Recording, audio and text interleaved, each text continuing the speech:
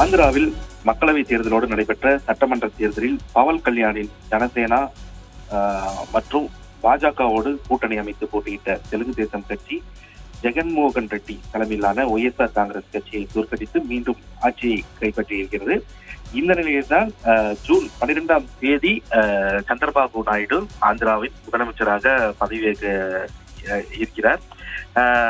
இந்த பதவியேற்பு விழாவில் பிரதமர் நரேந்திர மோடி, ஆளுநர் அப்துல் நசீர் மற்றும் பிற முக்கிய பிரமுகர்கள் பங்கேற்பார்கள் என எதிர்பார்ப்பதாக தலைமைச் செயலாளர் நீரப் குமார் பிரசாத் ஏற்கனவே அறிக்கை வெளியிட்டிருந்தார். இந்த நிலையில்தான் பிரதமர் அலுவலகத்திலிருந்து ஒரு அதிகாரப்பூர்வமான அறிவிப்பு வெளியாகி இருக்கிறது. வரும் 12ஆம் தேதி சந்திரபாபு நாயுடுவின் அந்த பதவியேற்பு விழாவில் பிரதமர் மோடி கலந்து கொள்ள இருக்கிறார். அதே போல பாஜகவின் முக்கிய பிரமுகர்கள், மத்திய அமைச்சர்களும் கலந்து கொள்ள இருப்பதாக கூறப்படுகிறது. இந்நிலையில் தமிழகத்திலிருந்து நடிகர் ரஜினிகாந்த் கலந்து கொள்கிறார் அந்த பதவியேற்பு விழாவில். மேலும் இங்கிருந்து வேறு கட்சியினர் யாரும் செல்வார்களா என்பது அழைப்பு விடுக்கப்பட்ட பின்புதான் தெரிய வரும்.